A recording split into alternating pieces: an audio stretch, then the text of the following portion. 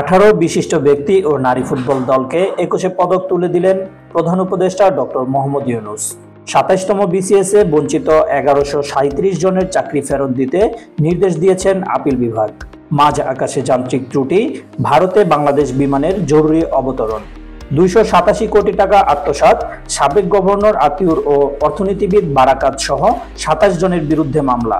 তিস্তার পানি দিয়ে ভারতকে বন্ধুত্বের প্রমাণ দিতে বলল বাংলাদেশ। 2018 সালের নির্বাচনে দায়িত্ব পালন করা 33 ডিসিকে ওএসডি। চাঁদপুরে বৈষম্য বিরোধী ছাত্র আন্দোলন কমিটির 160 জনের পদত্যাগ। কুয়েট শিক্ষার্থীদের উপর হামলার ঘটনায় মামলা, আসামি 500। চট্টগ্রাম ওয়াসার পাইপলাইন ফুটো, 4 দিন ধরে পানি পাচ্ছে না 30 এলাকার মানুষ। মহাকুম্ভে অংশ নিতে ভারতে প্রবেশের পর বাংলাদেশি গ্রেপ্তার।